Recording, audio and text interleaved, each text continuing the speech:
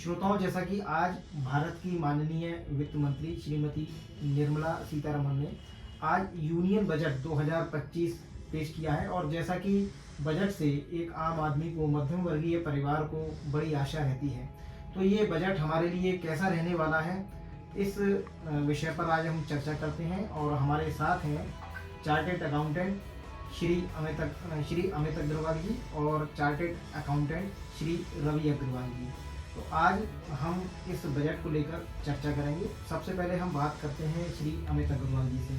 तो सर, जैसा कि आज ये जो बजट पेश हुआ है, तो एक आम वर्ग आदमी को, एक सामान्य आदमी को, विशेष रूप से मध्यम वर्गीय परिवारों को बजट से बड़ी आशा रहती है।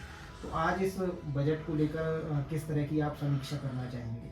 सबसे पहले तो मैं आपका बहुत बहुत आभार और धन्यवाद प्रकट करूंगा कि जो आप अपना व्यस्तम समय में से समय निकाल कर आए और इस यूनियन बजट जो 2025 प्रस्तुत हुआ है उसकी प्रस्तुतिकरणों को लेकर आए हमारे साथ चर्चा कर रहे हैं।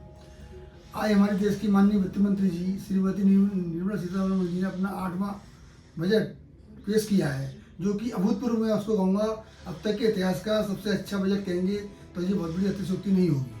इसका सबसे बड़ा कारण क्या है कि आज उन्होंने जो मध्यम वर्ग का जो व्यक्ति है, मध्यम आय का जो व्यक्ति है, उसके लिए एक बहुत बड़ी घोषणा की है। इनकम टैक्स का जो स्लैब है, उन्होंने जो अभी तक हमारी कहना 7 लाख तक 7 लाख रुपये तक की जो है हमें टैक्स फ्री हुआ करती थी, उसको सीधा 7 लाख से लेके 12 लाख कर दिया, जो कि बहुत ही अनएक्सपेक्टेड था।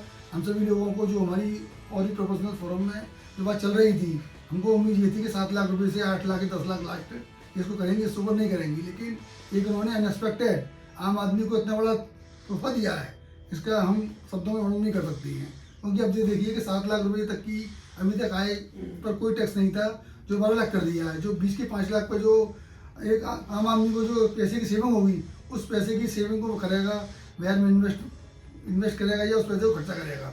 अगर उस पैसे को खर्चा करेगा तो जो देश की GDP है, उसमें कहीं ना कहीं किसी न किसी रूप में GDP हमारी देश की बढ़ेगी। तो एक आम आदमी के लिए, क्योंकि नक्सल में ये जो सबसे बड़ा कदम आज के बजट का अगर मैं कहूँ तो ये सबसे बड़ा कदम है कि 12 लाख रुपये तक की आय उन्होंने बिल्कुल इनकम टैक्स से टैक्स फ्री कर दी है। इसके साथ ही उन्होंने इनकम टैक्स में बहुत बड़े बदलाव की भी घोषणा की है कि अगले हफ्ते वो एक नया इनकम टैक्स का बिल लेकर आ रही हैं, जिसमें कि इनकम टैक्स एक्ट पूरी तरह से ये बदल के एक हमारा नया एक्ट आएगा, जो कि अगले हफ्ते इस देश में प्रस्तुत हो जाएगा। ये आज उन्होंने घोषणा की है। जी, अगर हम बात करें गृहिणियों की, जैसा कि घर जो चलाती हैं, हमारी गृहिणियाँ चलाती हैं, तो उनके लिए क्या कुछ राहत रहने वाली है? जो महंगाई है उसमें कहाँ तक कमी आएगी? देखिए, आपने जैसे कहा महंगाई का तक सवाल, इन्फ्लेशन इस समय देश में कंट्रोल है। इन्फ्लेशन की जो अपनी दर चल रही है, उसमें ऐसी कोई दिक्कत नहीं है। आम आदमी के हाथ में पैसा बचेगा, उस पैसे को खर्चा करेगा, तो कहीं ना कहीं इन्फ्लेशन में थोड़ा बहुत फर्क तो पड़ता है। इन्फ्लेशन इससे थोड़ा बढ़ेगा। अगर पैसा खर्च करेगा तो स्वाभाविक रूप से महंगाई आती है। महंगाई देश में इतनी ज़्यादा नहीं है, जिस प्रकार से आम आदमी की आमदनी बढ़ रही है, पैसा उस पर बच रहा है। तो इन्फ्लेशन की दर मैं समझता हूँ कि बिल्कुल पिछले 8-10 सालों से बिल्कुल इन्फ्लेशन की दर कंट्रोल में है, सारी चीज़ें कंट्रोल में हैं। जी, और शिक्षा के क्षेत्र में क्या कुछ इस बजट में प्रावधान किया गया है? शिक्षा के क्षेत्र की यहाँ तक हम ज़्यादा बात करते हैं, आजकल आर्टिफिशियल इंटेलिजेंस का ज़माना है। आप देख रहे हैं AI इस समय पूरे वर्ल्ड में एक हमारे मतलब एक हमारे अभिन्न अंग बन चुका है। आज के बजट में भारत सरकार ने शिक्षा के क्षेत्र में भी AI का उपयोग करने पर बहुत बल दिया है। शिक्षा के क्षेत्र में और कृषि के क्षेत्र में इसके लिए भी भारत सरकार ने 500 करोड़ रुपये का बजट इसके लिए एलोकेट किया है। जी, और MSME को लेकर बात करें तो इसके अंतर्गत क्या कुछ राहत दी गई है? स्किल डेवलपमेंट को लेकर, स्वरोजगार को लेकर क्या कुछ नए अवसर इस बजट के अंदर जो है पैदा होंगे? MSME, जैसे कि आपने कहा, MSME हमारे इस देश की रीढ़ की हड्डी है। आज हमारे देश में लगभग 7.5 करोड़ MSME है, जो कि देश की अर्थव्यवस्था को पूरी तरह से चलाती है। तो गवर्नमेंट ने अपने बजट के माध्यम से उनको भी जो है लोन की जो सीमा थी 5 करोड़ की, उसको बढ़ाकर 10 करोड़ रुपये उनके लिए किया है, जिससे कि अपने वो व्यापार को एक्सपेंड कर सकते हैं और न्यूनतम ब्याज पर कर सकते हैं। और जो लघु उद्योग हैं, जो व्यक्ति छोटी छोटी यूनिट लगाकर अपना जो है कुछ स्टार्टअप करना चाहते हैं, अपना कुछ काम स्थापित करना चाहते हैं, तो उनके लिए क्या कुछ राहत प्रदान की गई है? आज के इसमें बजट में ये ऐसा बजट समावेशी बजट है, इसमें हर वर्ग के लिए किया गया है। स्टार्टअप्स के लिए भी गवर्नमेंट ने घोषणा की है। अगर कोई व्यक्ति अपना आइडिया लेकर आए, क्योंकि आजकल यूथ है, हमारा इंडिया जो है पूरे वर्ल्ड का ऐसा ऐसा कंट्री है यहाँ पर यूथ हमारे यहाँ 65 से 70% है। तो भारत सरकार ने यूथ से आग्रह किया है, यूथ से आह्वान किया है कि आप अपने आइडिया लेके आइए, अच्छे अच्छे आइडिया लेके आइए, हम आपके साथ हैं, हम आपको स्टार्टअप देंगे, हम आपको लोन देंगे और बहुत कम दरों पर लोन देंगे और इनकम टैक्स में भी इंसेंटिव्स देंगे, जीएसटी में भी इंसेंटिव देंगे। इस तरीके की भी घोषणा आज गवर्नमेंट ने स्टार्टअप्स के लिए की है, इससे कि हमारा यूथ आगे बढ़े और हमारा देश आगे बढ़े। यानी इसमें लघु उद्योगों को आगे बढ़ाने के लिए भी बजट को और बढ़ाया गया है। बिल्कुल बिल्कुल। और आज का जो बजट है वो अब तक का सबसे अधिक वाला बजट है। आज का बजट 50 लाख करोड़ रुपए का जो बजट बनाया है, अब तक इस आंकड़े पर कोई सरकार नहीं पहुंच पाई है। आज हमारी जो पूरी सरकार की जो इकोनॉमी है, $5 ट्रिलियन की इकोनॉमी की बात करते हैं, वो उस इकोनॉमी की तरफ कहीं ना कहीं पहुंचते हुए दिखाई देते हैं। जी। और साथियों, अब हम बात करते हैं चार्टर्ड अकाउंटेंट श्री रवि अग्रवाल जी से। तो सर, सबसे पहले हम ये जानना चाहेंगे कि ये जो बजट है अभी तक, इसको लेकर अमित जी ने काफ़ी कुछ बताया। तो जो व्यापारी वर्ग है उसको क्या कुछ राहत इस बजट के अंतर्गत मिलने वाली है? जैसा कि आज हमारी मोदी 3.0 पर श्रीमती निर्मला सीतारमण जी ने अपना दूसरे कार्यकाल का बजट प्रस्तुत किया। जैसा कि सभी को पता है, सभी ने मोस्टली सुन ही लिया है कि 12 लाख रुपए तक की इनकम हमारी टैक्स फ्री कर दी है, यानी कि पर मंथ हमारी 1 लाख रुपए तक की इनकम फ्री हो चुकी है, जिससे कि मध्यम वर्गीय जो व्यापार में है, चाहे वो सैलरी में हो, सभी को 1 लाख तक की इनकम पर टैक्स फ्री हो चुका है। दूसरा, स्लैब रेट में भी काफ़ी अच्छा चेंज किया है, जैसा कि हमारी 0 से लेके 4 लाख तक के इनकम पर कोई टैक्स नहीं है। 4 लाख से 8 लाख तक की इनकम पर 5% टैक्स है। 8 से 12 लाख तक की इनकम पर 10% टैक्स है। 12 से 16 पर हमारा 15% टैक्स है। 16 से 20 पर हमारा 20% टैक्स है और 20 से 24 तक हमारा 25% टैक्स है। उससे ऊपर हमारा 30% टैक्स आता है, जो कि हमारे प्रीवियस ईयर पिछले बजट तक 15 लाख से ऊपर 30% टैक्स स्लैब होता था। तो 9 लाख रुपए तक की इनकम पर अब आपका 30% वाले में दायरे में नहीं आएगी, 15 से 24 लाख तक की इनकम। तो इसी में, और दूसरा, हमारे कुछ टीडीएस की जो स्लैब्स हैं, रेट्स हैं, वो सीतारमण जी ने चेंज किए हैं। जैसा कि हमारा जो सीनियर सिटीजन हैं, 50,000 रुपये तक की जो इंटरेस्ट इनकम होती थी उस पर टीडीएस करता था, उससे ऊपर मतलब वो एग्जाम थी, उसके ऊपर टीडीएस करता था, वो लिमिट बढ़ाकर 50,000 से 1 लाख तक हो चुकी है। दूसरा, इसके अलावा जो रैंक पर टीडीएस होता है वो 2,40,000 तक ऊपर उनका रैंक होता था, उस पर टीडीएस करता था, अब वो बढ़ाकर 6 लाख रुपये कर दिया गया है। एक और मेजर चेंज किया है, जो हमारा ITR यू फाइल होती थी, उसमें भी जो पीरियड था वो असेसमेंट क्लोजिंग के 2 साल बाद तक का पीरियड था, जो बढ़ाकर 4 साल कर दिया गया है। और हमारा जो 36 मंथ तक अगर हम कोई ITR यू फाइल कर रहे हैं, उस पर सिर्फ हमें 60% एडिशनल टैक्स देना है। उसके अलावा 36 से 48 मंथ के अंतर्गत हम कोई रिटर्न फाइल कर रहे हैं, उस पर हमको 70% एडिशनल टैक्स जमा करना है। इसके अलावा गवर्नमेंट ने बहुत ही अच्छे चेंज किए हैं। मध्यम वर्ग को मैं समझता हूँ ये बजट काफ़ी अच्छा लगा हुआ, क्योंकि स्लैब रेट चेंज होने की वजह से काफ़ी अच्छा चेंज हुआ है।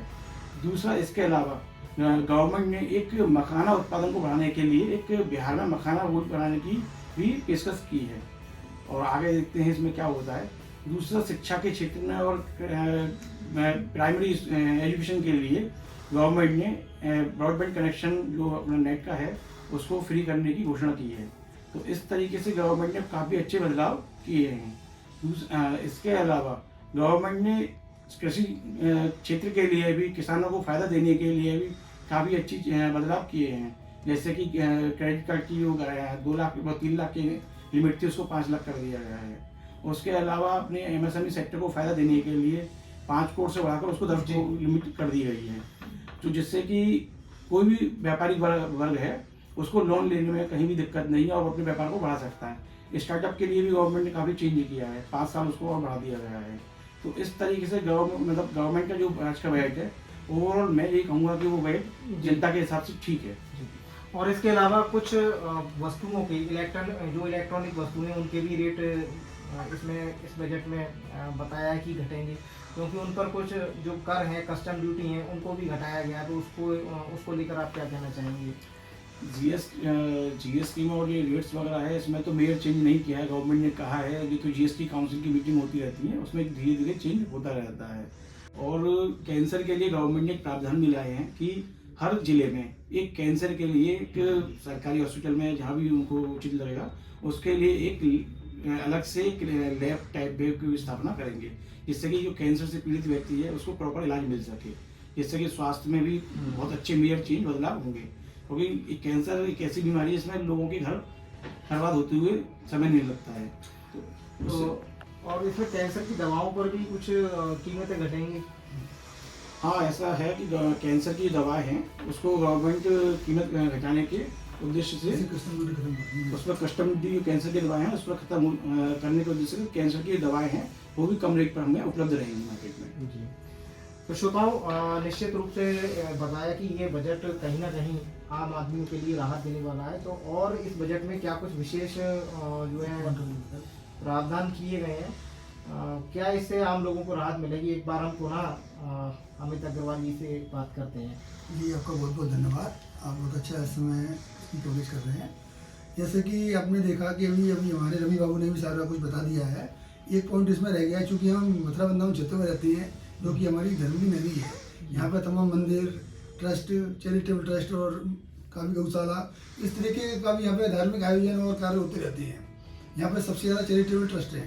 तो गवर्नमेंट ने इस बजट में चैरिटेबल ट्रस्टों को भी एक बहुत बड़ी राहत दी है। राहत क्या दी है कि अभी तक मतलब 2020 से पहले तक क्या होता था कि जो चैरिटेबल ट्रस्ट रजिस्टर्ड होते थे सेक्शन 12 डबल ए में, तो उनको हमेशा के लिए रजिस्ट्रेशन दे दिया था परमानेंट।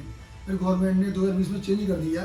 इसमें उन्होंने ये कहा कि अब 2020 से हर चैरिटेबल ट्रस्ट को हर 5 साल में अपने ट्रस्ट का रजिस्ट्रेशन रिन्यू कराना होगा, जो कि एक स्मॉल ट्रस्ट के लिए बहुत बड़ी समस्या बन गया था, क्योंकि उसमें न काफ़ी कार्रवाई काफ़ी होती थी, कंप्लेंट्स बढ़ना काफ़ी बढ़ गया था। ऐसे ट्रस्टों को राहत देते हुए गवर्नमेंट ने बहुत बड़ा कदम इस बजट में उठाया है। जो 5 साल की लिमिट थी उसको बढ़ाकर उन्होंने 10 साल कर दिया है। अब जो हमारे स्मॉल ट्रस्ट हैं उनको 10-10 साल में ही अपने ट्रस्ट का रिन्यूअल कराना होगा।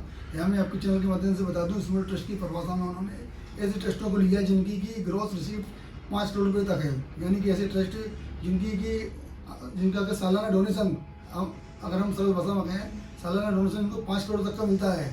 ऐसे ट्रस्टों को अपना रिन्यूअल हर 10 साल में कराना होगा, इसलिए उनको कोई फिलहाल डरने की बात नहीं है और वो 10 साल तक आराम से टैक्स का जो बेनिफिट उसको एंजॉय कर सकती है।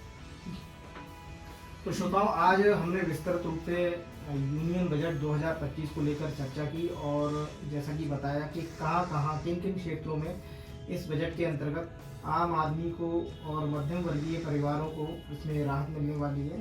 तो आज आपने इस बजट को लेकर एक सार्थक चर्चा हमारे साथ की, इसके लिए धन्यवाद। आपका बहुत बहुत धन्यवाद। आकाशवाणी का बहुत बहुत धन्यवाद। आप यहाँ से कवरेज करने आए और हर साल ही आप आते हो हमारे पास और नई विषयों को लेकर आपसे चर्चा होती रहती है। आपका बहुत बहुत आभार, बहुत बहुत धन्यवाद। मैं भी सभी श्रोताओं का बहुत बहुत धन्यवाद कहना चाहूँगा कि जो हमने बैठ के बारे में चर्चा की है, और आकाशवाणी का भी मैं बहुत बहुत धन्यवाद कहना चाहूँगा कि उन्होंने हमारी कवरेज की है। और जो आज के ज़माने में कह सकते हैं कि लीगली हो रहा है, लेकिन फिर भी हमारी आकाशवाणी अभी भी पूरी तरीके से हम लोग वर्क कर रही है।